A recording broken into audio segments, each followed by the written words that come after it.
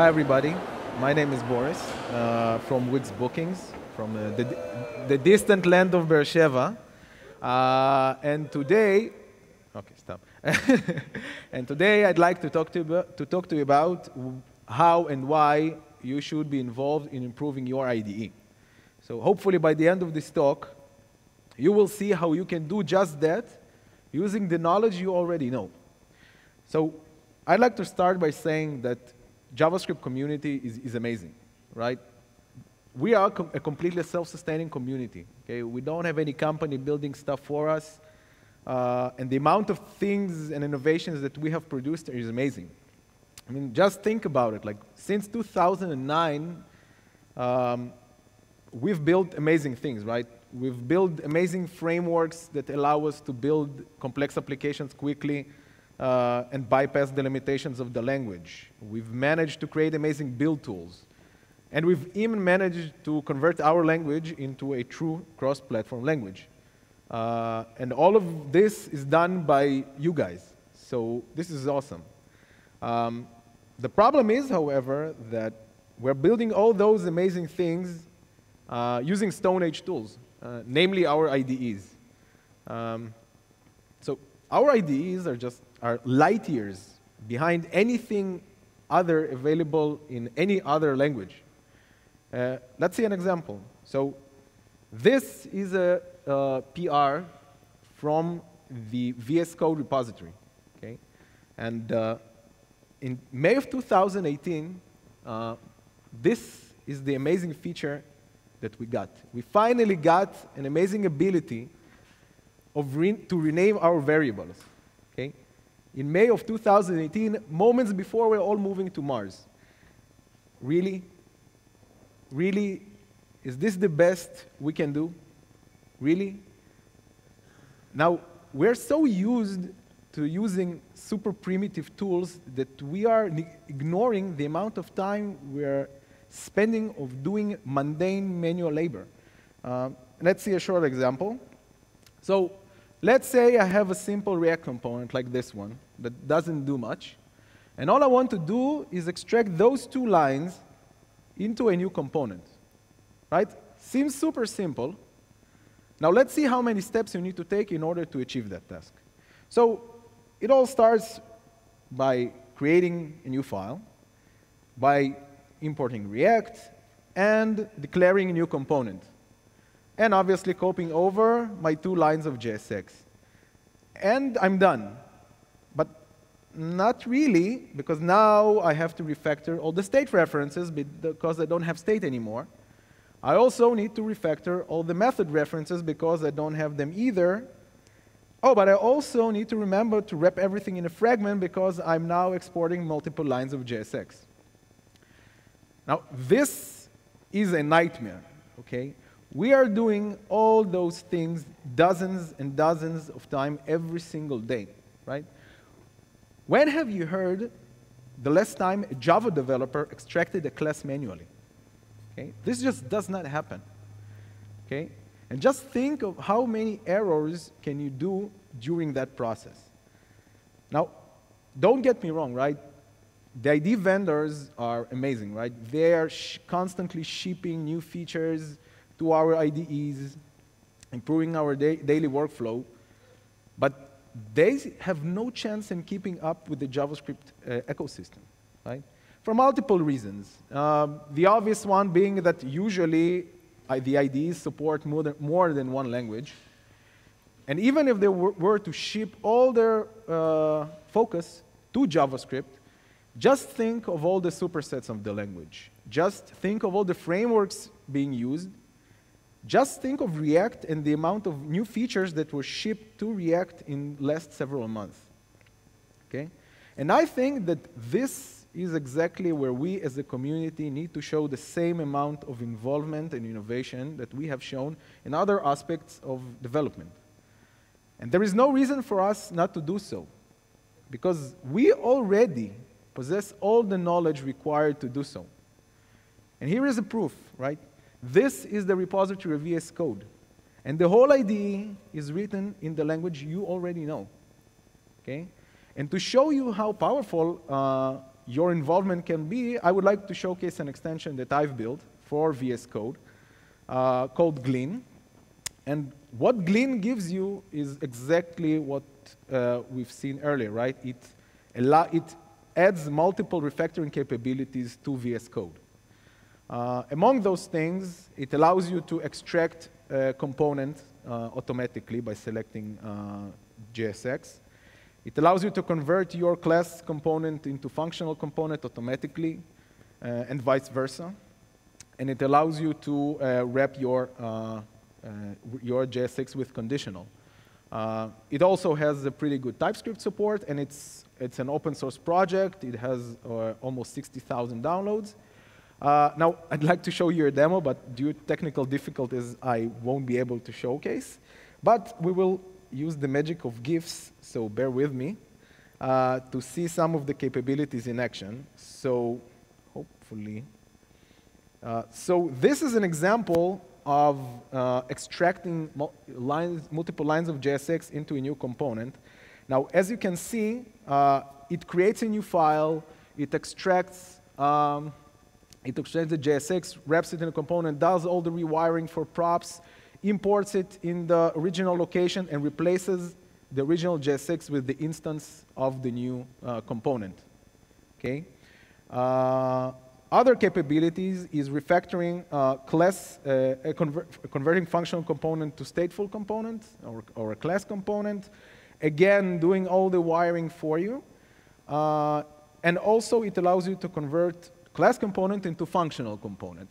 Now, we cannot see it here, but when you perform such refactoring, you are presented with a warning that says that you will lose your lifecycle methods and you will lose all the set state calls. For obvious reasons, because React functional components do not support those features. However, luckily for all of us, recently React have shipped hooks. So the extension does support hooks under conditional. And it basically, if you have a component did mount and component will unmount, it will convert it into useEffect. And useEffect teardown method. It will convert all the state calls, all set state calls, and all the state references to hooks as well. All done for you, maintaining all the default values. It also supports TypeScript, so if you have annotated your component with prop types and state types, it will maintain those types and annotate your component as well.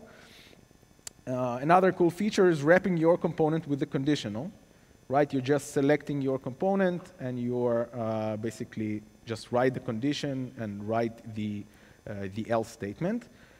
So again, I wasn't able to showcase it, but you can download it on the VS Code marketplace and play with it. It's pretty cool. So let's go back to the presentation. So next, I'd like us to build an extension of our own from scratch. Okay?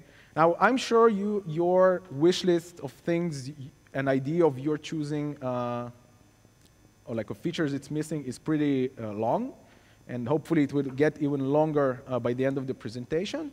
But today, as an example, I would like us to build an extension for VS Code. However, it's important to know that many of the techniques that you will see today can be easily applied to build an extension to an IDE of your choosing, or even other stuff, and we'll see exactly what I'm talking about. Now, I promised you that you already have all the knowledge required to build such an extension, and I'd like to prove it to you.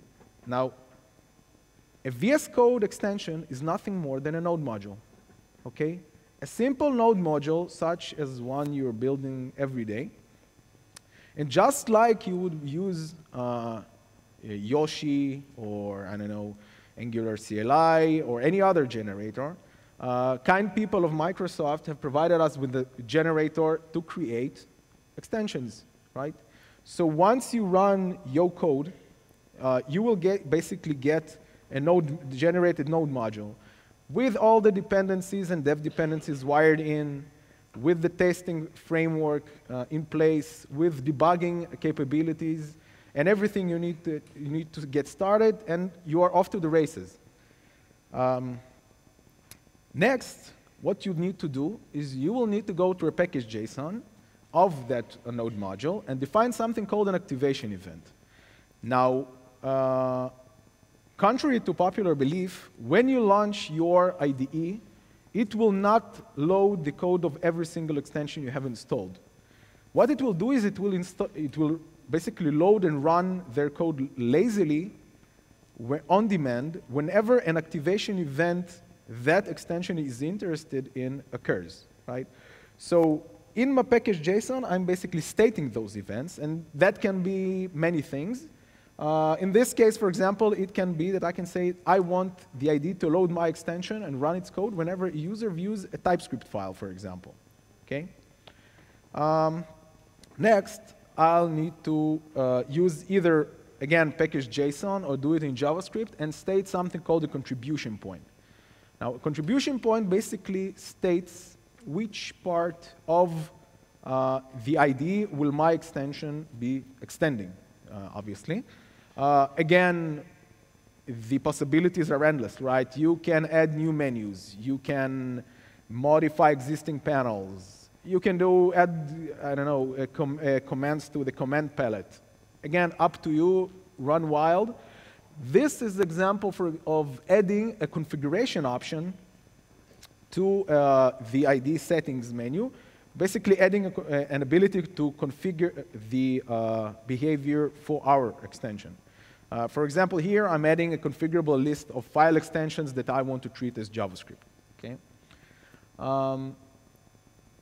And in order for our extension to actually interact with the IDE itself, we will be using VS Code JavaScript API, which is, again, a simple node module you install and use. It has TypeScript definition and everything to get started.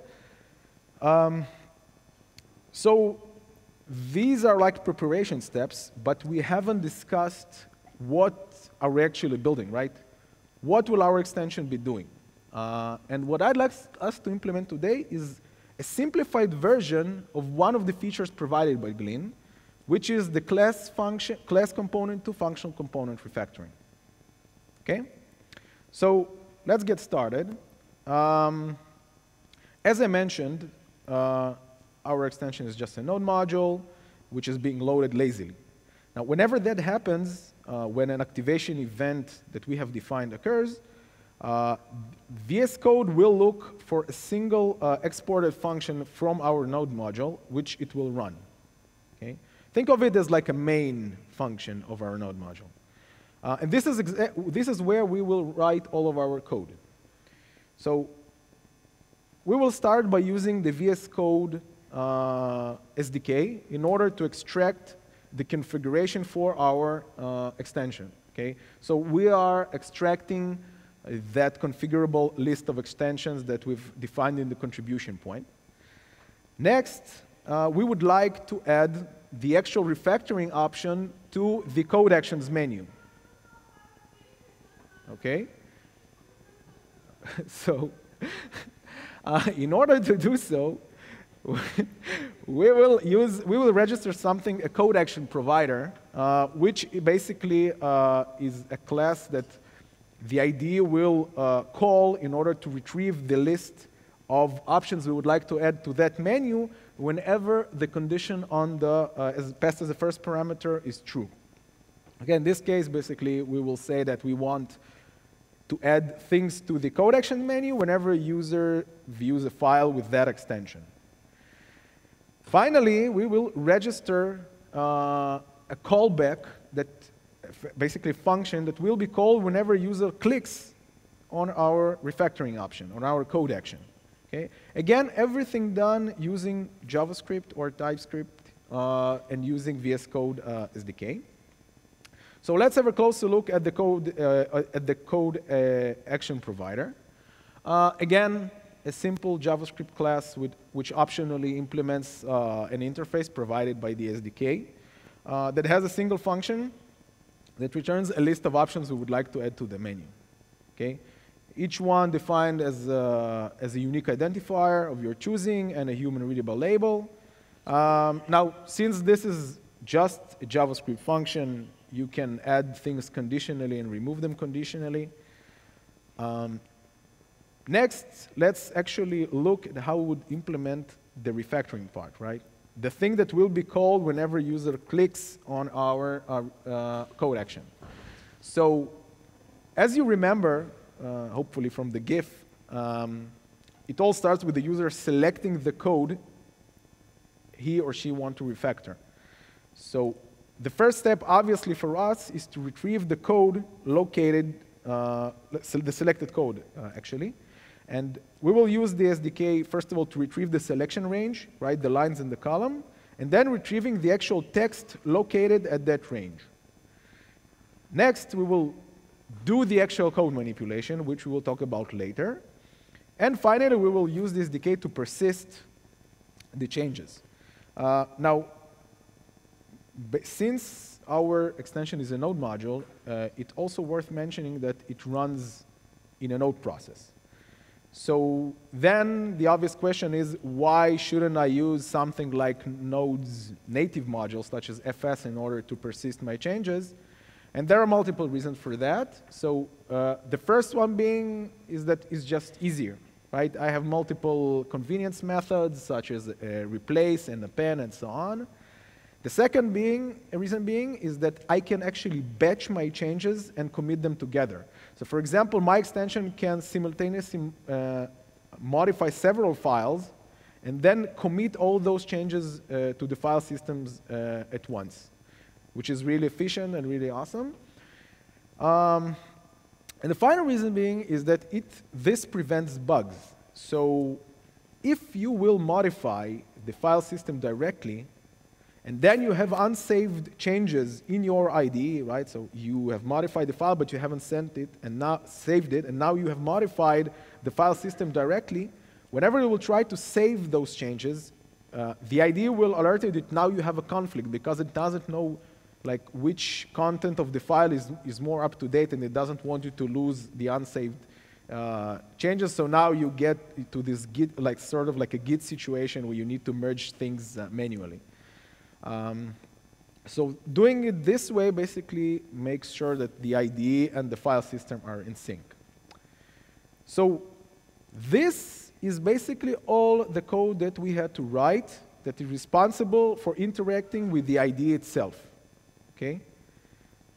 So this can be replaced with any other IDE you are developing for.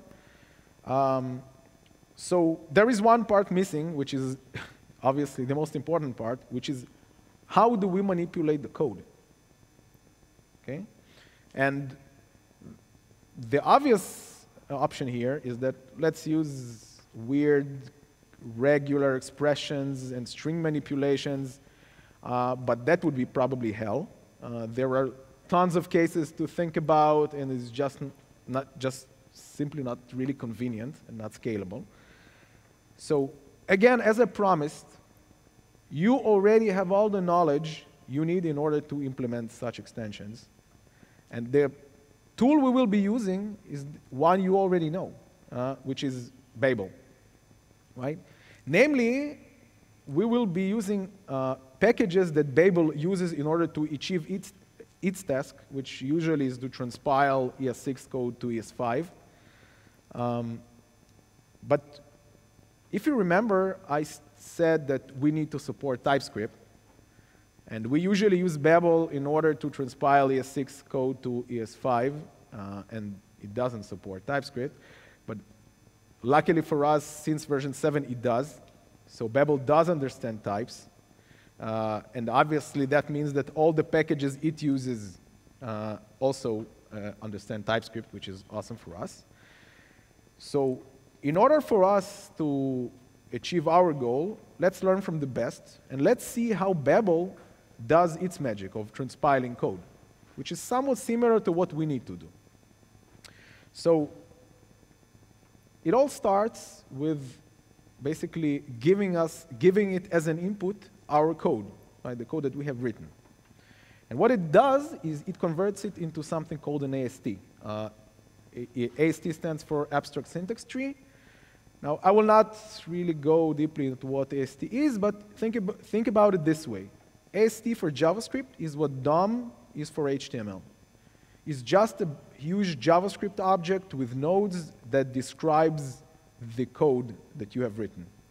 Okay, and each node has an API, JavaScript API, that you can use in order to query it and to alter it and so on. Next, Babel basically traverses this huge object and transforms it. Okay, so Babel parser, Babel traverse, Babel types, as we discussed, and Babel core. Okay, so we actually got a free recap. So now that we know how Babel does its magic, let's see how we can use that knowledge in order to achieve our goal. So we will use an awesome online tool called AST Explorer in order to visualize the process. So what you see on the left is actually a code we would like to refactor, right? A simple class component, nothing fancy.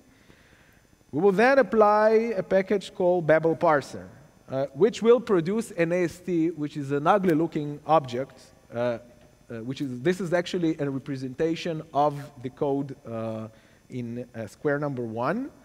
An awesome feature, by the way, Babel does understand JS6, so you do know when a JSX element is being opened and closed and so on. And once we have a ready-made AST, it's time to actually transform it, right, using Babel traverse and Babel types. Now, if you remember what basically the inputs to Babel traverse is the AST and the visitor object, which states which types of nodes are we interested in, and the callbacks. Okay? So in this case, we are interested in a class declaration, right, because we want to transform class into function. So within our callback, we will use the past node, the class declaration that we received, in order to extract its name. We would then traverse the body, run through the body of the class, looking for the render function, which contains the JSX we would like to return from the new function component.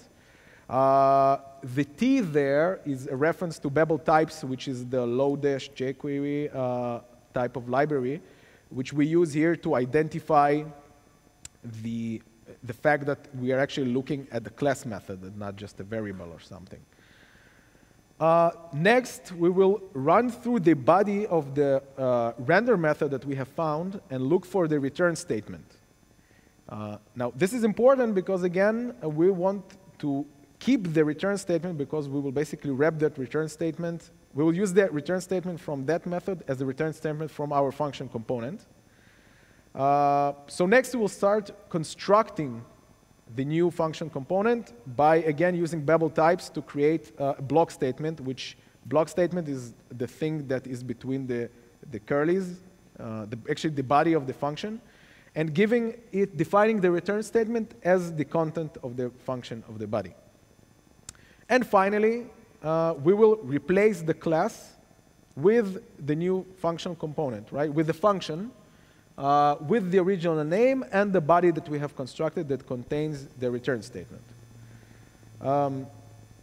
So we're done with the manipulation, and next we will use Babel core in order to transform the new AST into an actual code. And that's it. We're done. In less than 20 minutes, give or take, we have added a really powerful capability to our IDE.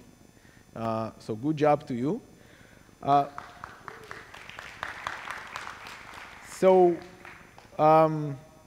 While researching for this talk, I've stumbled upon this question on Quora where some guy asked, why should you even be using an IDE? And this is the answer he got. And I agree, right? But the thing is that if the IDE is our calculator, we should not be ignoring the fact that this is the calculator we currently have. We should also not be trying to cover that fact by developing cool themes and just making it look awesome, covering the fact that it actually sucks. Because as we've seen today, hopefully, you already have the knowledge required to make it do way more than it already does. Okay? And we are constantly talking about velocity, and I think that an IDE is one of the most important things we can improve in order to improve our velocity. But I think that as much as this statement is profound, I think that it doesn't do justice. Okay? Because if you remember, we are in the middle of an industrial revolution within the JavaScript ecosystem. And if that's the case, then I think the IDE is more like this thing. This is a steam engine, which was one of the things that actually kickstarted the Industrial Revolution.